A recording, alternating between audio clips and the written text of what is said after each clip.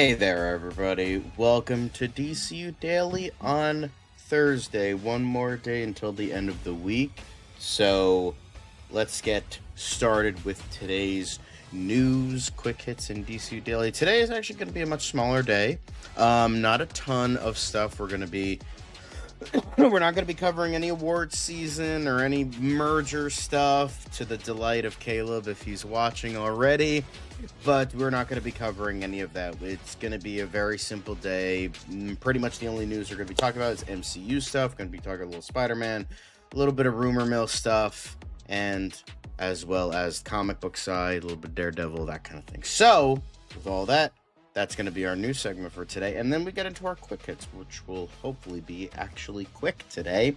And then into DCU Daily, we have a couple quick hits there. A little bit more about that Wonder Twins movie that never happened. Zack Snyder peddling his bullshit. And then, of course, a little bit of Man of Tomorrow and Batman 2 action. And then, of course, we're then going to finally get into Lanterns. Going to be, after the aftermath of the big divisive nature of the trailer that came out yesterday. We're going to be still talking about that, more reactions, more talk from not just the fan side, but HBO side, as well as anything in between.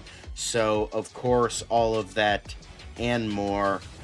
Let's get started into the show. It doesn't seem to matter what I do. I'm always the number two. Right, Mr. I need to paint my abs on to get nominated. You don't see Robert Downey doing that. You're kidding. You're kidding. I can't open the envelope without the... Warner Brothers is heading back into the Matrix with a new movie in the works. Wonder what other surprises are in store. I want to be Bruce Wayne. I like that. You're gonna love me. There's the shot right there. That. Okay, we don't need to see chorus. Right there. You look ridiculous. Well, not no more, he don't. What, dude? I can barely understand you. Your accent's insane. What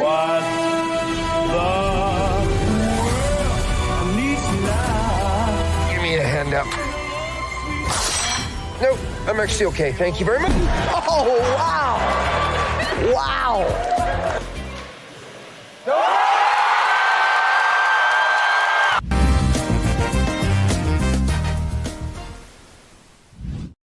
Oh boy.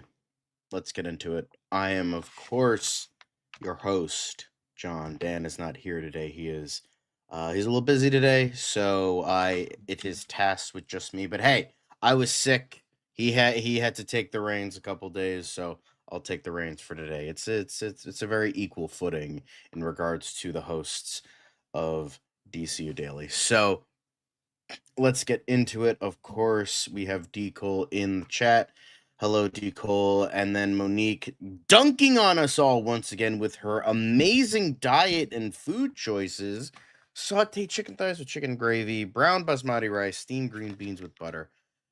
Terrific Thursday, more like a terrific dinner. So, just dunking on us all. Thanks for that, Caleb.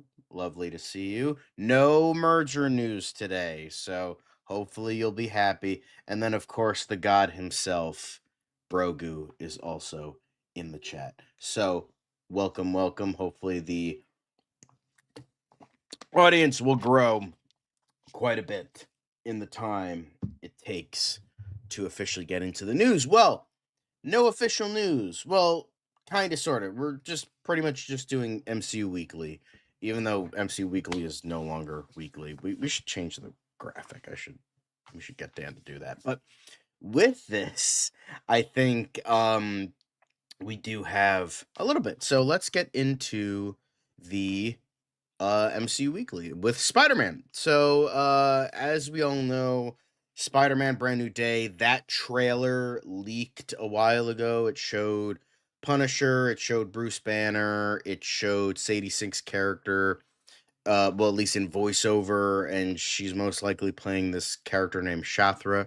So, we've been kind of waiting on that because we thought, with the Avengers Doomsday leaks that we were going to be getting, the Spider-Man trailer soon, especially since Spider-Man is coming out first in July and Doomsday's not coming out until December. But since, Avengers, it's the next Avengers movies, it's a lot bigger, so more hype around that.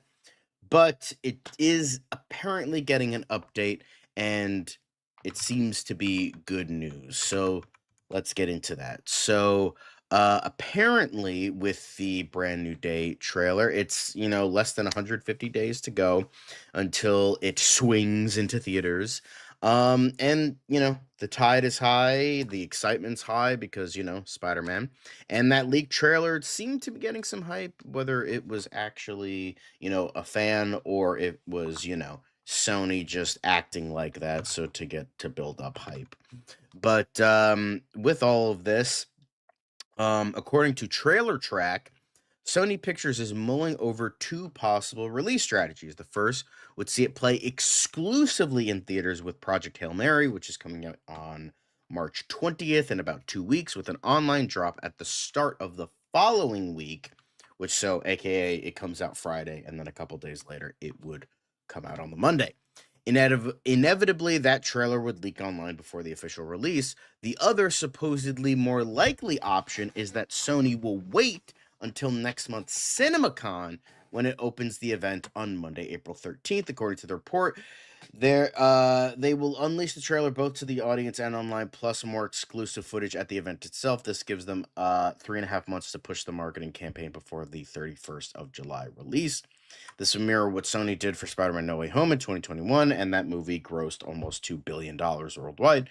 So the studio is likely pretty confident in its marketing strategy. What I can share, and this is coming from the director himself, what I can share is that the movie does kind of pick up where the previous movie left off emotionally. We are exploring a time in Peter Parker's life that I find incredibly relatable, as that is the bread and butter of the character, where he is learning to step into kind of a new phase in his life. You'll all learn more very soon. So to wrap up all of that, what does this mean? So it's either going to be one of two things.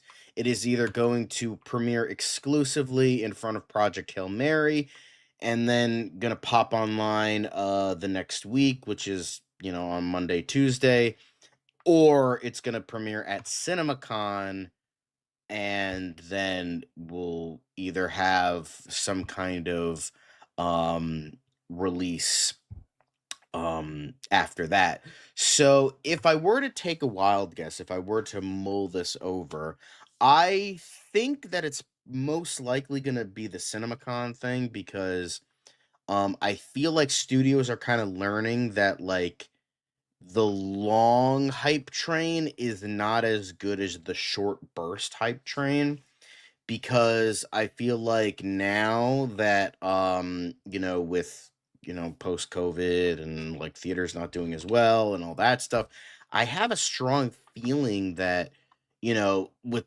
like the long thing, like what happened with Fall Guy, although Spider-Man is very different from Fall Guy, but Fall Guy, it got delayed, and then there was no more trailers until much later, and then that movie flopped. So I'm gonna take a wild guess that it's probably going to be the CinemaCon option if this report is exactly true. Who knows if it is? So it's going to pop up most likely in April. So got to wait another month, but it's, Sony's trying very hard with this because this is their bread and butter character, and this is the biggest character from Marvel. So with all of this, hello, Case. The YouTube algorithm is a very intriguing thing. Maybe you've watched a lot of stuff in regards to lanterns, maybe, I don't know, but yes, hello, thank you very much. Feel free to subscribe and like and do all the things if you enjoy what we do here. If not, then that's okay too. Even just a traveler coming in, saying hello, and then heading out, that's okay. But nice beard, thank you. I kind of tried to comb it a little bit better today. It's not a great day, but I try my best to make it look nice. They should release the trailer at this point. There's no need to wait longer. I can kind of see that, but I can see why they're being a little bit trepidatious, because they don't want to, blow their load too early, and then like a Spider-Man movie is not the level it's supposed to reach. Which, to be fair, I don't think it's gonna make $1 billion, but that's just me. Anyway, Geeky Guy, thank you. Tom King is garbage. Yes, we all know. Thank you very much. No, Liz is gonna be a weekly thing because of her busier schedule, and Dan is off. He's a little bit busy right now. He's just doing his own thing, but I'll take the flack. That's okay. But yeah. I mean, I don't have anything to rant about today. Like, I got all my ranting out when it came to Lanterns, so, you know, that's true. That's entirely fair. So, I do think, I mean, but Sony's trying to be smart about this, which is very uncharacteristic for them, but hey, with all that, whenever it is coming, it's gonna be great. It's gonna be awesome. Probably gonna be better than the Lanterns trailer, but I'm excited because Spider-Man Brand New Day is definitely one of my most anticipated of the year, even though I am a little bit skeptical about certain things about it. I mean, to be fair, Tom King was originally at Marvel, but if I had to pick, if based on what a lot of people have said, it's probably Zeb Wells. If I were to take a guess, maybe Dan Slott.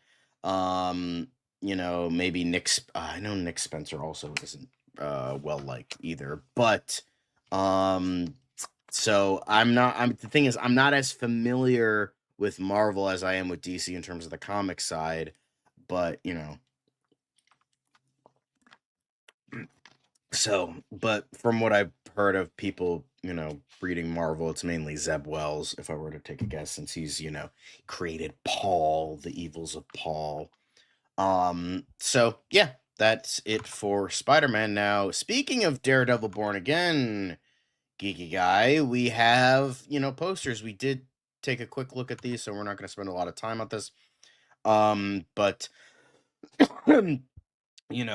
we are getting, more posters. We did talk about the wanted and missing posters, but the City Without Fear, we have Kingpin and Daredevil. Then we did the missing Matt Murdock and wanted Daredevil posters. So yeah, awesome to see. Great posters. Hopefully season 2 is better than season 1, because I've heard very mixed things about season 1. So yeah, cool new posters, and yeah. So the task of season 1, in regards to what the showrunner was saying, the task of season 1 was a really sick kind of fun. They'd gone in a direction where it was a different kind of show. It was much more of a procedural, much more focused on the courtroom. To get the series where it needed to be, admits they had to do this cobbled together Frankenstein by landing really strongly at the beginning and end with an idea of this is what the show wants to be, this is what the show is. We were able to kick the narrative into the second season relatively unfettered. So you'll see in some of these episodes that we were really, really able to let it rip in a way we might not have been able to last season, which makes sense. They started filming under Bob Chapek, and then they, had to change a bunch of stuff and go back to the drawing board, refilm stuff. So it makes sense that Born Again season 1 was kind of this like Frankenstein's monster. But Brogu, your boy, enjoyed Daredevil Born Again, so I'm glad you did. I don't know. I can't judge. I never watched it, so here we are. But yeah, some cool new posters. And then finally on the comic side, speaking of Dan Slott, Marvel Comics announces a new Shalabal Silver Surfer one-shot from Dan Slott and Mark Buckingham. So, in regards to all of this, Shalabal was the empress of the planet Zenla and was the first love of Norrin Rad, aka the original Silver Surfer. When Galactus came to devour their planet, Rad volunteered to become his herald in exchange for sparing Zenla. Later, when Franklin Richards took over as the new Galactus, he imbued Shala with the same cosmic powers and allowed her to serve as a twin herald alongside Rad. And then in the movie, it's just Shalabal. But there have been conflicting reports relating to Shalabal's MCU future. One rumor claimed that she was introduced as a one-and-done character, with Marvel Studios planning to debut Norrin Rat at some point. This remains to be seen, but Marvel Comics will put the spotlight on Shalabal in a new one-shot from Dan Slott and Mark Buckingham, with covers by Phil Noto. We don't have a preview, but Bleeding Cool reports that Fantastic Four First Foe Shalabal #1 will hit shelves in June, following the release of Fantastic Four First Foes #1 later this month. So I believe that this is, um, you know, this is connected to the MCU. So, return to the universe of the legendary film in the first of a series of specials on Earth 828. Cosmic mishap has transformed four brave astronauts into the world's champions and protectors. They're the Fantastic Four, but one person isn't happy about things. He's known as the Mad Thinker, and he's determined to get his proper due by turning the city of tomorrow against its heroic patrons. So, it seems like that all of this will be connecting to the MCU version of the Fantastic Four and, this version of Shalabal. So, if you guys are interested in that, wanted to know more about this character, this, world of the Fantastic Four, then there you go. You can pick it up in June. It seems like it's going to be in June. So that's all very exciting. So with that, that is it for MCU Weekly news and pretty much all of news, because now we're going to be getting into quick hits. Yeah, quick hits already, 16 minutes in, and we are already getting into the quick hits. So let's get started. The first thing that we're going to be getting into is Naked Gun. Will Liam Neeson's Naked Gun get a sequel? Producer Seth MacFarlane gives an update. Director Akiva Schaffer of The Lonely Island featured Liam Neeson in the requel revival of the Naked Gun franchise. It surpassed $100 million at the global box office when Paramount released it last year. And with all of this, is it going to be coming back? Since the series Ted is coming out again soon, season 2. Seth MacFarlane was doing press for that, so he said, "I know everyone would love to, including Liam. We have not heard anything yet. I think it's all up to Paramount." So it seems like it's kind of a dodgy thing, but the screenwriters and Dan Greger and Doug Mand have said that they begun making notes with ideas for a potential follow-up. Dan and I have notebooks already that we're already starting to just jot down ideas on. Akiva is the same way to a degree. So it's pretty much, they're all talking about it. They all want to do it. And pretty much, will Paramount let them do it? Considering Paramount's new head, I don't know if that's going to be the case, but one can only hope. So, next up, we got some F1 news. F1 actress Callie Cook lands female lead in Keanu Reeves' sci-fi time loop action movie, which is very exciting, until we realize that it's being directed by Tim Miller, so that might not be a great case, but it's going to be a Warner Brothers feature that adds Nicholas Duvernay and Stephen Waddington, among others, as it begins production this week. So if you were excited about another Warner Brothers production, or another Keanu Reeves production, or another Groundhog Day-esque sci-fi film, then sure. I hope so as well. Naked Gun was pretty great, and Movie Spud, hello, nice to see you. I hope so too. I would recommend seeing it. Go see it on where, I guess it's on Paramount Plus, if it's Paramount. I recommend watching it. It's really fun. There goes another franchise. Thanks, Tim Miller. Well, it's not a franchise. It's just that it's just going to be an individual science fiction movie with Keanu Reeves in it.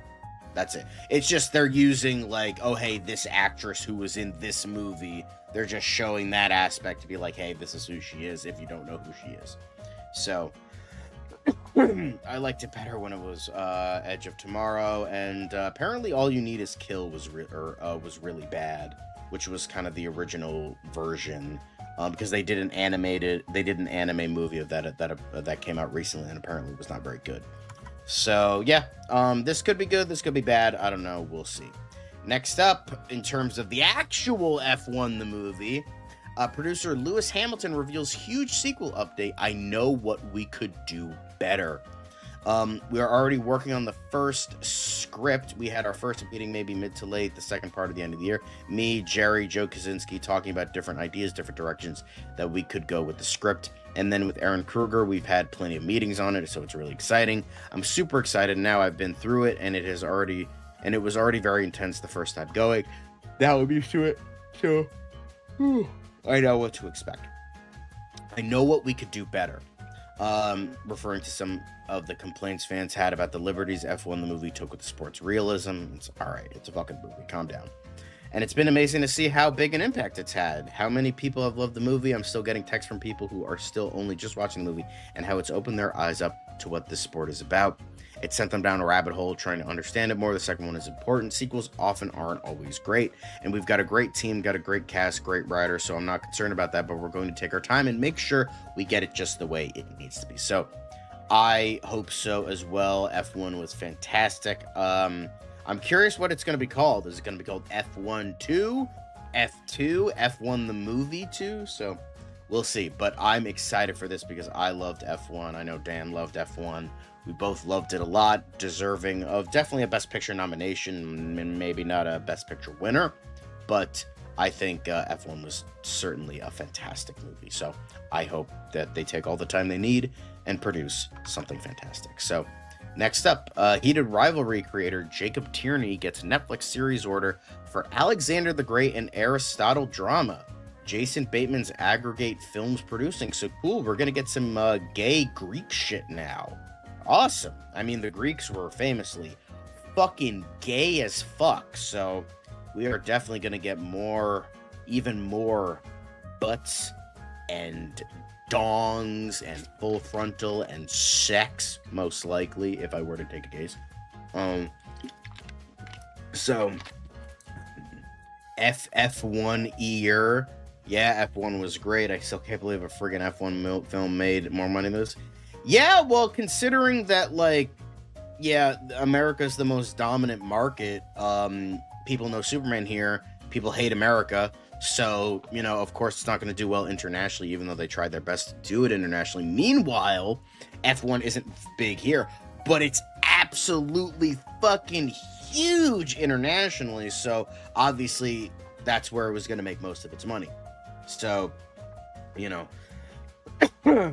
yeah, right. Yeah, it's Greeks. Remember, as a great man once said, Greeks invented the orgies, Romans invited women. So, yeah, this could be really cool. This could be really bad. I don't know. I never watched Heated Rivalry. I just know it's super gay, and that's kind of it. But yeah, I hope this goes well and that he produces something else really good. Speaking of really good, Mike Flanagan adds 11 frequent collaborators to his new Exorcist movie, even though we have gotten nothing but, you know, big stars, big names for this movie. We got Chiwetel Ejiofor, we got Scarlett Johansson, we have, I think John Leguizamo was the newest one, but now we get the frequent collaborators. We got your Kate Siegel, your Rahul Kohli, Carla Gugino, Carl Lumley, Hamish Linklater, who has been begging to be in another Mike Flanagan production, so that's nice to see. We got John Gallagher Jr., Gil Bellows, Robert Longstreet, Matt Bydel, Samantha Sloyan, Benjamin Pajak, and a couple others. So yeah, he is going to be doing his, he's going to be bringing in his collaborators, which is very exciting because it's always awesome to see someone like Rahul Kohli, Hamish Linklater, Carl Lumley, John Gallagher Jr., Kate Siegel getting, Carla Gugino all getting work because, you know, Mike Flanagan loves them, so here we are. But yeah, great to see. I can't wait for this fucking movie. It'll definitely be leaps and bounds ahead of whatever David Gordon Green tried to fucking do with this franchise. So very, very exciting. Speaking of something that's not exciting, we have the death of journalism, guys. Paramount CEO David Ellison says CNN independence needs to be maintained. Oh boy. Now we have censorship to the nth degree, and oof, it's not good. Congratulations, your theatrical experience is saved while the news keeps going into the gutter. So, yeah, not a great time for the news, and this is pretty much what most people feared in regards to Paramount snatching up the entire company in addition to the news networks and cable networks, instead of Netflix just getting the streaming and movie side and HBO. So, yeah, not great. But, you know, I mean, the news has been kind of dead for a while, and journalism has kind of been dead for, you know, so it makes sense that this is the case. So, yeah, I mean, but the news has been dead for a while. Freedom of the press has been dead for a while. So, you know, it's all propaganda now. So, you know, here it is. Does anyone watch CNN except at the airport where we have no choice? I fear this. Yeah, also, hello, Ron. Nice to see you. But yeah, I mean, it's kind of a weird, kind of a weird point, because on the one hand, it's a billionaire pushing his views on everyone through news networks. But then at the same time, news has been propaganda probably since Fox News became a thing back in the 90s. So yeah, it's probably, you know, it's reached a point of no return. So it's like, all right, another rich guy being an asshole and forcing his bullshit on everybody else. So yeah, also hello, Nelson Moreno, nice to see you. But anyway, we gotta get through these quick hits, guys. So speaking of more merger stuff, California AG slams feds over Paramount WBD deal, citing antitrust concerns. Rob Bonta says real possibility of multiple states working together. You're not stopping this. Nobody's going to be stopping this. It has the okay of the president. It has the okay of the DOJ. It has the okay of the EU. So this is going forward, and California and a couple other states aren't going to stop this. So get used to Paramount owning Warner Brothers. As bullshit as it is, it's the new reality we will have to face in the coming years. So anyway, speaking of, Netflix, after walking away from Warner Brothers deal, will move forward with $3 billion in our pocket that we didn't have a few weeks ago. So Netflix is winning. Whether they have WB or not, they are indeed winning. And with this, with their new money, they acquired Ben Affleck's founded AI firm, Interpositive. This is kind of one of those cases where it's like, this isn't a replacement for like actors or art. This is just like AI being used as a tool to help enhance certain things in the editing process and pre-production process. So this isn't like a total bad thing. It's not great, but it's not like one of those like scary AI things. It's one of those cases where it's like being used as a tool rather than a replacement for creativity. So don't get too upset about it. But anyway, although speaking of Grogu, your brother Grogu, you know, being talked about right now with his buddy, the Mandalorian, Empire covers revealed as Dave Filoni teases a different era of Star Wars. So we have some new stuff in regards to the Empire magazine.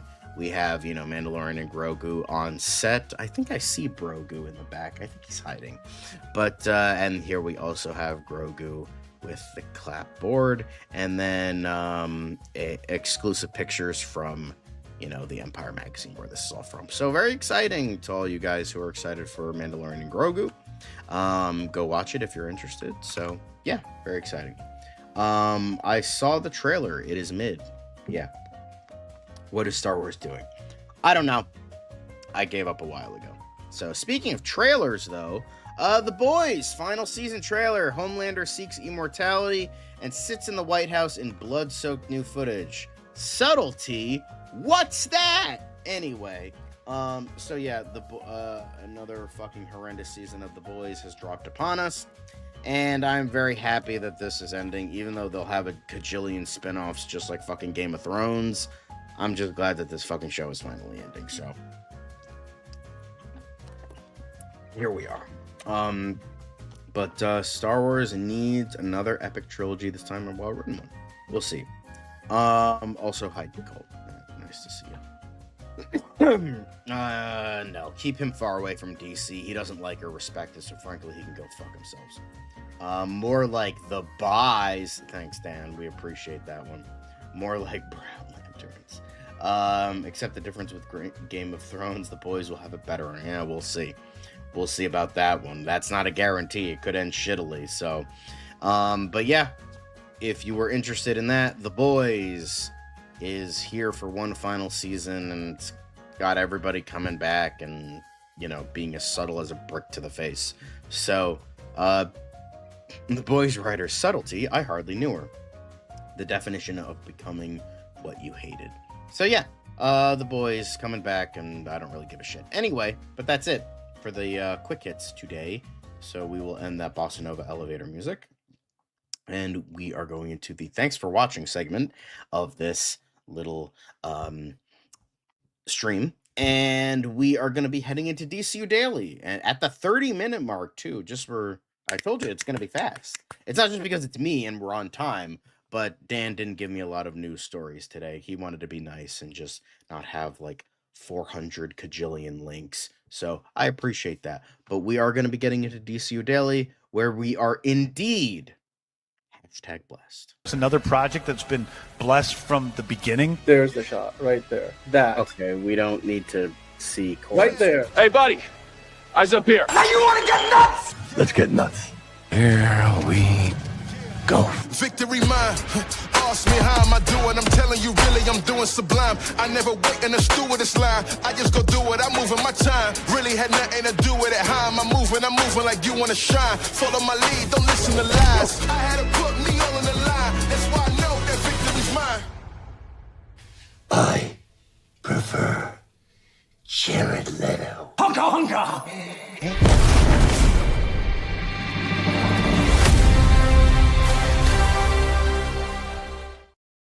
Yellow, welcome to DCU Daily, officially the DC part of the news. Welcome. I'm your host, John. Lovely to see you all. Yes, you go get some nuts. You need them. Build up your protein a little bit. So here we are, DC news.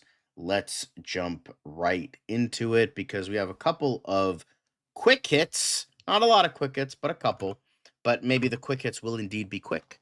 So the first thing was why the Wonder Twins movie was scrapped. Remember this? Isabel May blames David Zaslav shakeup. I think that's pretty much the go-to reason. We all kind of figured that. But Wonder Twins was a movie that was going to happen in the old DCEU.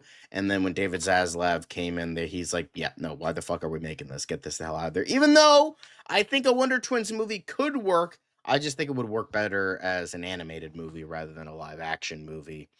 And it probably would have been self-serious and bullshit. So, yeah. But with all of this, this was going to be made for streaming. And much like Batgirl, and KJ Apa was going to be her co-lead, Isabel May's co-lead. They first boarded Wonder Twins as Jana and Zan, two shape-shifting aliens, in early 2022. Black Adam writer Adam Zatikiel was attached to write and direct. However, when David Zaslav took charge of Warner Brothers Discovery after the company's merger, Wonder Twins became one of the many features he decided to pull the plug on. May plays Sidney Prescott's daughter in the latest Scream movie and reflected on the ill-fated DC Comics adaptation in an interview with Entertainment Weekly. Most things fall apart, and you have to be okay with that. You have to be capable of just taking the punch on the chin, standing back up, walking forward, stepping into the new one.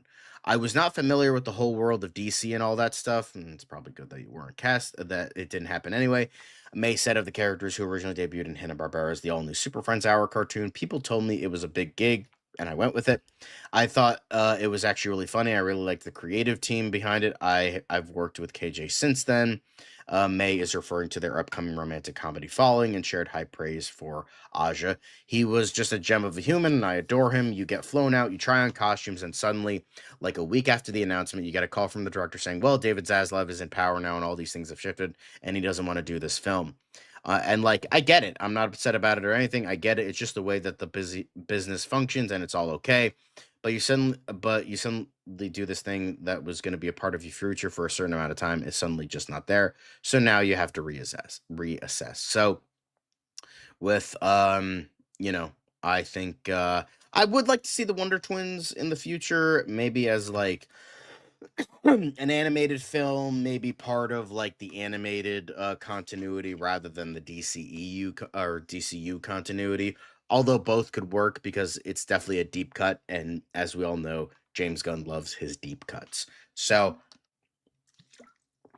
I think this kind of makes sense. We all kind of figured that, yeah, David Zaslav just didn't want to do this anymore, which could have been good, could have been bad. Who fucking knows? I mean, we don't know about Batgirl.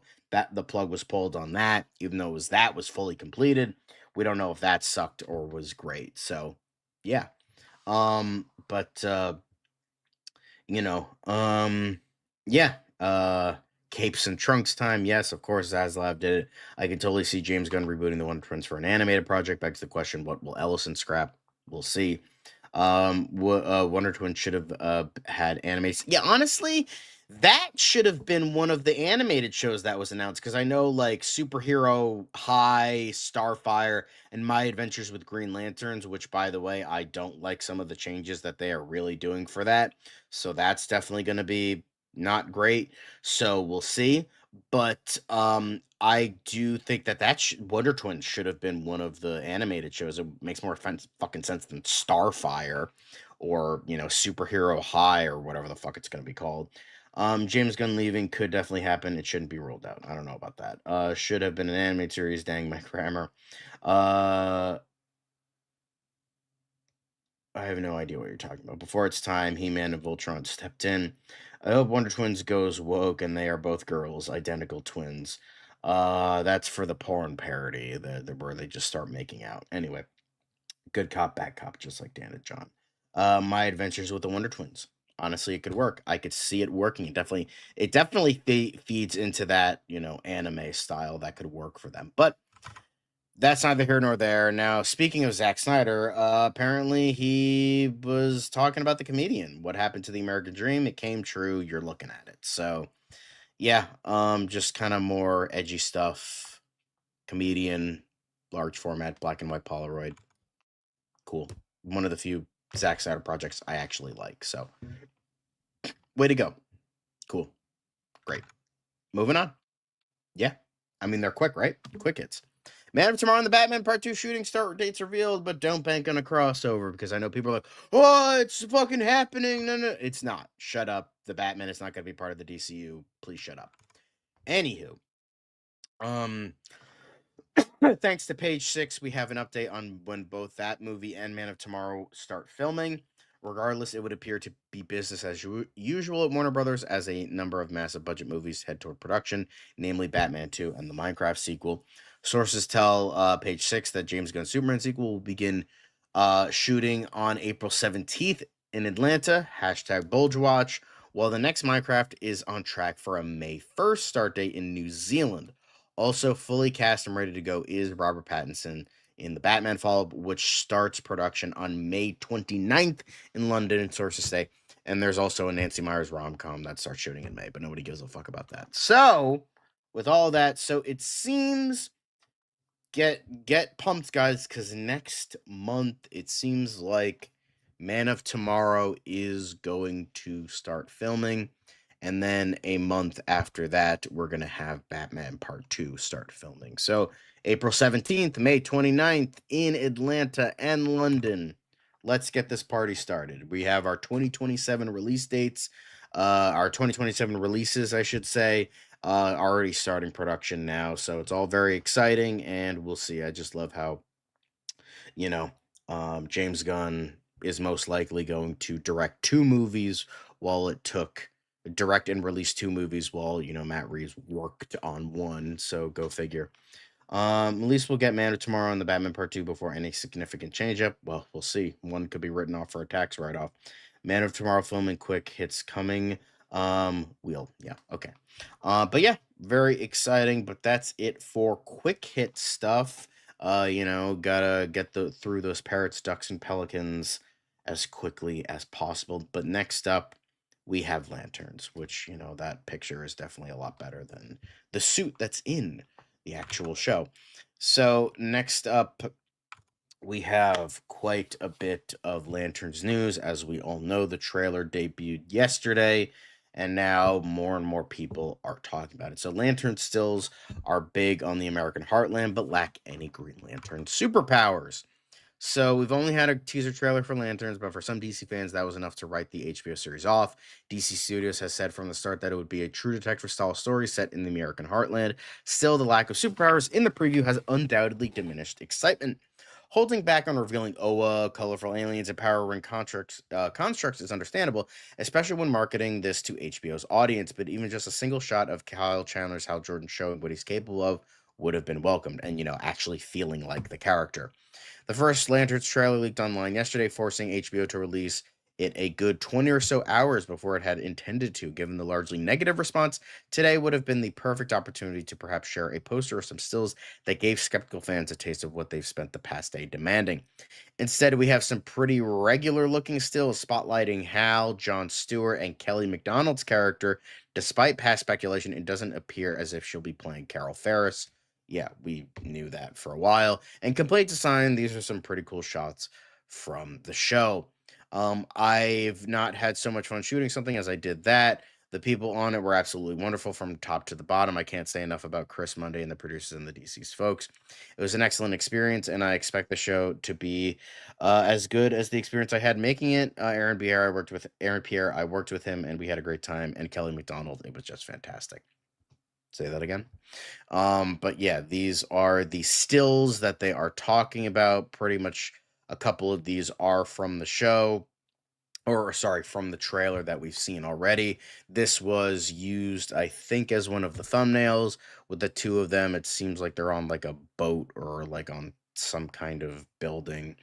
So just the two of them, and then we have Aaron Pierre. It seems like his Jon Stewart is going to be speaking at or watching some, because I remember this in the trailer as well.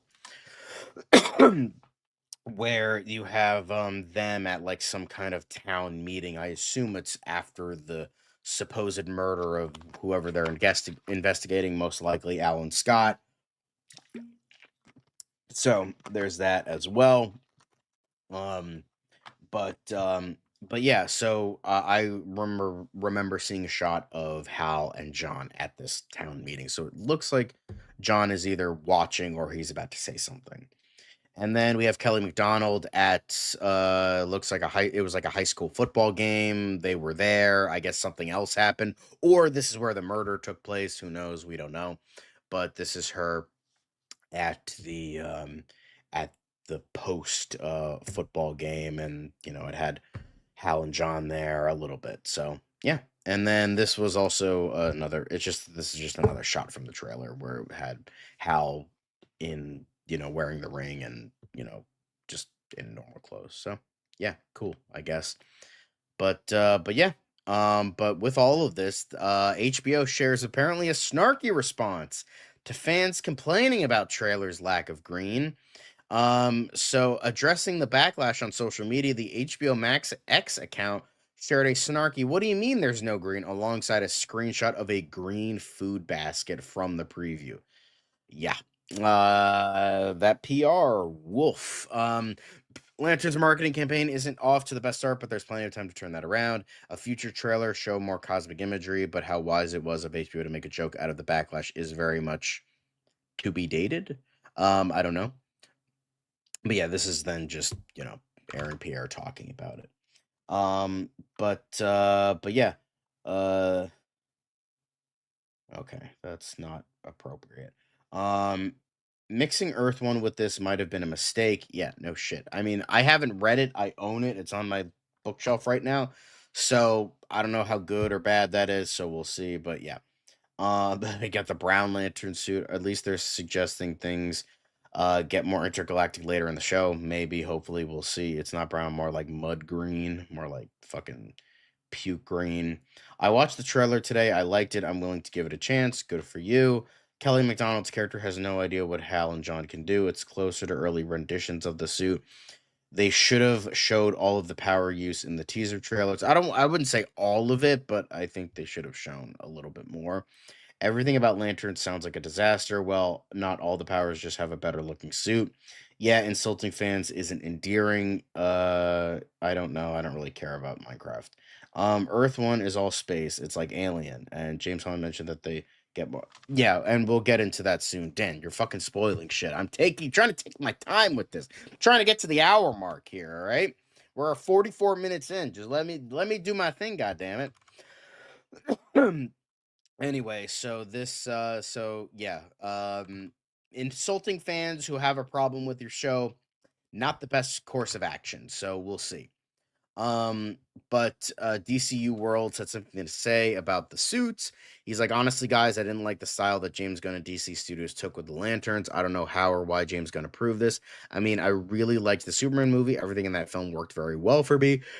But I sincerely want to understand why they did this to the Green Lanterns. James Gunn is definitely undervaluing the potential Green Lanterns, showcasing the comparisons between the Lord Tech suit and whatever the fuck this is. The only positive thing I saw about Green Lantern in this trailer is the actors. They really managed to embody the characters, even though they are very out of character. But I think they will do a good job with performances despite this. But honestly speaking, as a DC fan, it's concerning to see this happen this way because this isn't what I expected. If DC Studios and James Gunn continue approving things like this, the universe won't end well. But we also have to be aware that this is just a trailer. This is what Dan was saying yesterday. It is just a trailer. We can only draw our own conclusions when the series premieres. Okay, guys, I'm not hating on the series. In fact, I'm very excited. I just think the trailer isn't conveying that excitement. All I want is for the story to be good. Yeah, and then people being like, "Oh, fucking, shut up." But how about you shut the fuck up? He's not on and yeah. Yeah, essentially this is what I was saying. Like they're just trying to avoid the CGI, even though it would have been, much better to have CGI.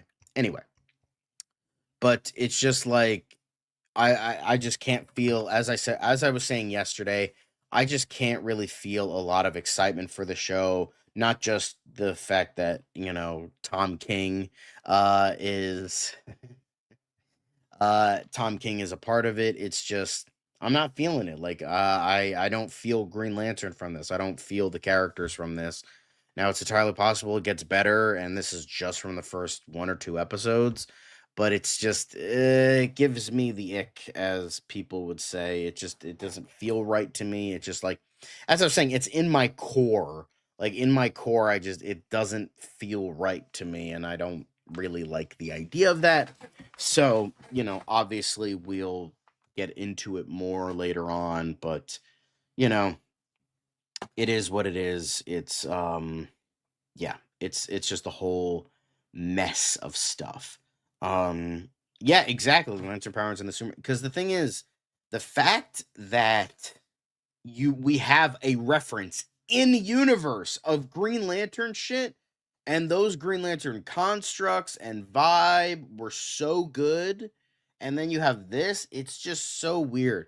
And the thing is, it's not totally against DC to have like tonally inconsistent stuff, because that's what like comic book universes are kind of built on, is being tonally inconsistent, because heroes and writers have different visions of stuff. Like Green Lantern is not going to feel the same as Batman. Batman is not going to feel the same as the Flash. Flash is not going to feel the same as Wonder Woman. They're all different characters because they're all rooted in something different and what those origins were.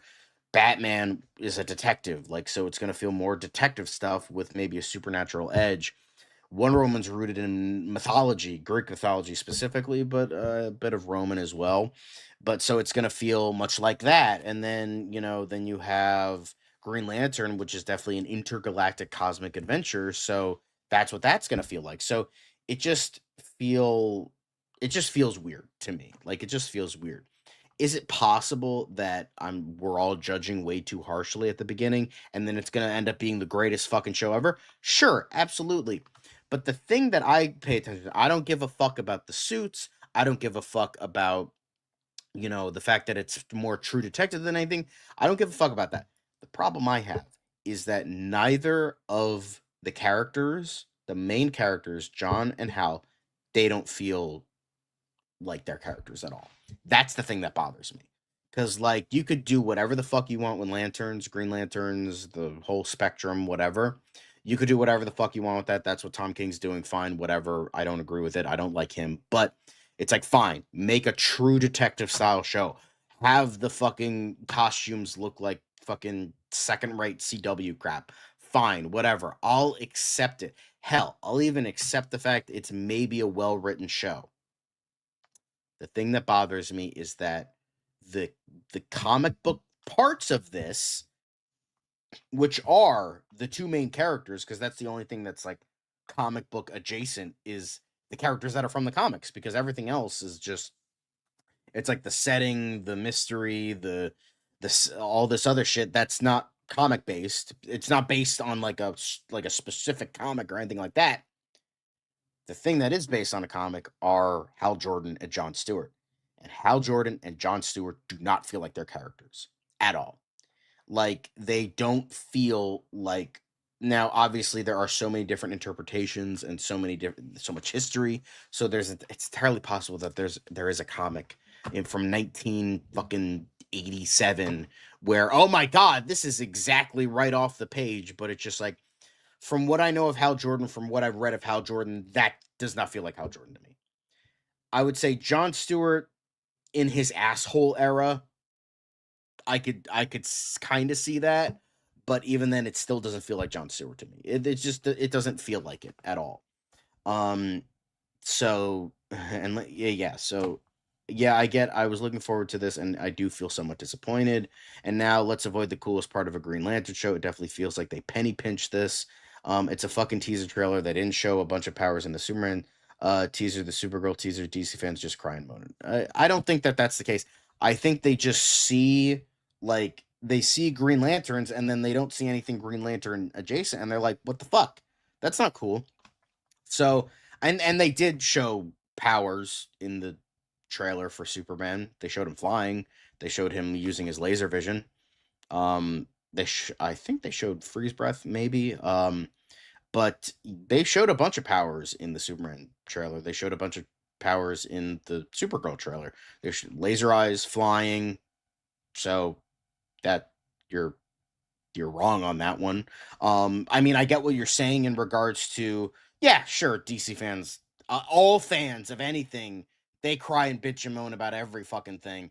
However, I get what people are saying, and you are technically wrong that they did show powers in both of those teaser trailers, but that's what I'm saying. But Superman actually looked like Superman. Yeah, exactly. True Detective Constantine or Question Show would have been better. Hell, Martian Manhunter, since it does have that alien influence, that could work. Because Martian Manhunter, John Jones on Earth is a detective, U.S. Marshal. He's been in law enforcement, so it makes sense that he would investigate an alien death like this. That makes more sense. Anything and Everything is a comic in DC. We don't talk about. Yeah, let's not do that. In the teaser, yeah, I do remember that in the teaser. It's like Batman Brave and the Bold trailer only showing Bruce Wayne and an orange bat cowl. We're eating good for the next year and a half, John. Don't worry. I mean, I want to have as much hope as you. But yeah, I mean, I want it to be good. I hope it's good. It's just Tom King bothers me, and Damon Lindelof bothers me. And from what I've seen, it kind of bothers me. But if this is all from just the first episode, then if I got that confirmation, then I'd be like, okay, I'm willing to give it more of a chance. But if this is like across all episodes or like maybe the first 4 episodes, then I'm like, that's not great. So, okay, if you don't fucking like it, then don't let the door hit you on the way out. You can fucking leave whenever you want. But this isn't the only stuff we have in regards to lanterns. We do have a little bit more. But not from this lanterns. From a past Green Lantern. It is, in fact, Ryan Reynolds at the 2010 San Diego Comic-Con, where he recited the Green Lantern Oath to a kid, and the kid's reaction says it all. Reynolds was perfect as Hal Jordan, but the movie... I don't think Reynolds was perfect as Hal Jordan. Now people are going back and being like, oh my God, this looks so much better. I will admit, at least, like, that was green, but I don't think the movie is gonna be like the greatest thing ever, like in comparison. It's just, it just looks better because people are a little bit upset about the Lance trial. I don't actually think it's gonna be a better product, but we'll have to wait and see. We can only compare. So yeah, that's awesome. Lovely to see. Back when, Ryan Reynolds still had a twinkle in his eye and, cared about this instead of just shitting on it constantly because he's an annoying little troll. But yeah, that was nice to see. Old school Ryan Reynolds being old school. He could have been. The problem is that he played it more like Guy Gardner, which felt weird, like him being like a womanizing sack of shit. That's definitely more Guy than anything, but yeah, perhaps it's a character arc that may get us where, yeah, that's entirely possible. Back when he wasn't a product. But yeah. So cool to see. But we do have a little bit more. This gives us the insight in terms of our fans overreacting. So this is, where James Hawes was talking about the thing that Dan spoiled is like, it won't disappoint the classic fans. We get to meet the characters in quite a rooted way before it takes you intergalactic. Maybe he's saying this to save face. I don't know, but it's entirely possible that maybe in the last few episodes it does go intergalactic, it does go cosmic. They're saving that to save money and whatever. So that's entirely possible that they're saving it, making sure that it we tell this story and then it goes into the stuff that we want to see. So I do hope that that is the case. But you know, so the first teaser for DC Studios Lantern, this is what the rest of the article says. The first teaser for DC Studios Lanterns was officially released online yesterday after fans manifested it, leaked beforehand, and our first look at some footage from the long-awaited series definitely did not go over well with everyone. To be fair, we already knew that the show, which focuses on veteran Green Lantern Hal Jordan, who is planning retirement, training rookie John Stewart, would be set on Earth and feature more grounded, gritty tones. There are 3 F-bombs in the trailer, just in case you needed a subtle reminder. Well, this always seemed like an odd approach for a show based on the adventures of an intergalactic corps of space cops. Surely plenty of other DC characters would have been better suited to this premise, aka Question and Martian Manhunter. The True Detective comparisons did pique interest, and many fans were willing to see what HBO/DC delivered, provided the show didn't ditch too many of the more outlandish sci-fi elements. The teaser shows Jordan taking flight without the green aura, a quick glimpse of a costume. Relax, guys, it's supposed to look worn and faded just like its owner, and stops just short of showing both heroes powering up in several different scenarios. It is very much a teaser, but comic book fans are not known for their patience and do tend to judge things prematurely. Not to suggest that this was a great first look at the show by any means, but we really don't know what to expect from the later episodes of Lanterns, which will likely take the series into more sci-fi superhero-inspired territory, and that's what James Hawes was saying in a 2025 interview. So, yeah. But, obviously we'll see if this is going to be a great show or not. And I know, and that is a good reason, this was maybe, Hal's first, or this was his flight suit when he got, plucked from, when Abin Sur came down and he, found the ring, blah, blah, blah.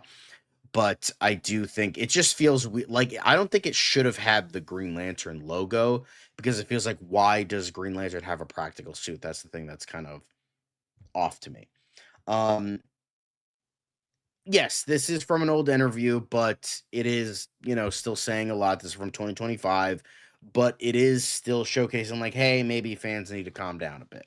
Obviously, I'm still kind of iffy about it because it doesn't feel like the characters to me. It doesn't feel like a Green Lantern show to me. It just feels like it's like what, Godzilla 2014 was. It's embarrassed to be what it should have been, and I feel like that's a little bit off to me. So there is all of that. So obviously, we will see if we reach a point that we all like and the show is actually, really good. Emmy, okay, I don't know about that. But yeah, I mean, I agree with one. It's just off to me. Is it bad? Maybe. Is it good? Who knows? But I do think but yeah. Show looked lame like all the failed HBO DC shows like the Beast Boy one. Are you talking about Titans? Yeah, Titans was not very good. But Doom Patrol was good. Stargirl was great. Doom Patrol was, I think seasons 1 and 3 are fantastic. Season 2 was kind of iffy. I never watched season 4. I just never got around to it. Gotta add that to the list then. But yeah, I just think yeah, Titans was not that great of a show, but there are several other really good DC shows that deserve it. Is the DC afraid, though? The trailer mentioned a squirrel lantern. I don't know. Maybe that was just a deep cut to get people back on board. I don't know. What would convince you to be excited about the show? Just give me some constructs. Just get like, I don't know, just make it feel like more like the characters, but like I feel like it's at a deep rooted level of something I don't like. So I don't know if there's much that could get me excited for the show. Honestly, the only thing is like once I complete it, then I am excited for a season 2 if it's that good. Um, all they had to do was add a little saturation. Honestly, yeah. I remember when the Titans trailer dropped and we got fuck Batman. Yes, we all remember when your boy said fuck Batman. I think I actually we don't have it here. We have it in one of the other ones, but yeah, I don't think we have it here. But yeah, we do have I would have to change it over, but I don't want to do that. So yes, we do have, fuck Batman, all that fun stuff. But yeah. But that is it for the show, guys. That's it. We're done. It was in only an hour. So way to go. But thanks for watching. We had Lanterns talk, other DC talk, some Spider-Man talk, and some quick hits. So just an overall easier going show. And yeah, so make sure to like, make sure to comment, make sure to subscribe, hit the notification bell so you know it's in Fancast Friday. That's where it is. Yeah, fuck Batman. Thank you, Sean Wallace. So I appreciate it. Thank you for subscribing. Hopefully Cast 21 also subscribes. We'll see. I think that's a record. And don't fight for the Legion. Oh, I thought you said like don't fight the Legion of Doom. I'm like, huh? Don't fight for the Legion of Doom. So yes, remember guys, go vote for the Fancast Friday poll. It is still up. So actually I might go, I want to see where it is. Hang on. Can't type youtube.com for some reason. So let me grab that real quick. Let me grab that and we'll go into posts. So go to that, and here we go. So it seems like with half the votes, your boy Nightwing is winning. So sorry, Bane will break you, but Bane loses yet again. I would be willing to bet that Yash probably helped bump the numbers up, hence why there's such a big gap in between Nightwing and the rest of it. So we'll see. But this is now we're getting a rehash. I don't know if we'll have many choices for this because I think I did a good job last time. So yeah. But thanks for subscribing, Sean Wallace. I hope that we live up to your expectations for other shows. Make sure to vote in this poll. But good night, Movie Spud. Thinking of streaming, but spared to go live. To 0 people. Any advice?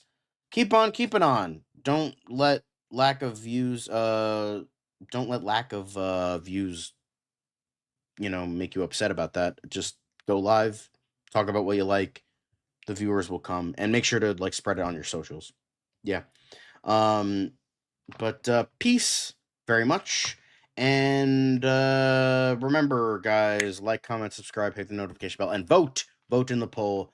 And we will see you tomorrow for not only DCU Daily, but Fancast Friday. It's another project that's been blessed from the beginning. There's the shot right there. That. Okay, we don't need to see right there. Hey, buddy, eyes up here. Now you want to get nuts? Let's get nuts. Here we go. Victory mine. Ask me how am I doing? I'm telling you, really, I'm doing sublime. I never wait in a stewardess line. I just go do it. I'm moving my time. Really had nothing to do with it. How am I moving? I'm moving like you want to shine. Follow my lead. Don't listen to lies. I had to put me all on the line. That's why I know that victory's mine. I prefer Jared Leto. Hunka hunka!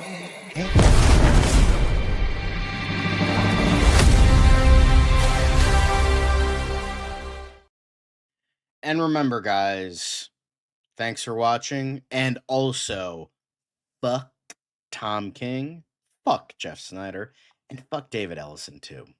Fuck all three of them. Right in the booty hole with no lube and sandpaper.